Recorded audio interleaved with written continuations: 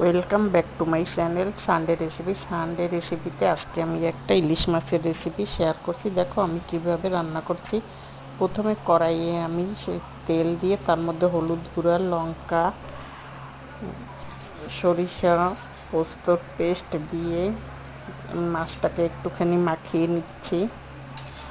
এবারে মাছের মধ্যে যে ডিম ছিল সেই ডিমগুলো এর মধ্যে দিয়ে দিয়েছি, দিয়ে এটাকে একটু মাখিয়ে নেব।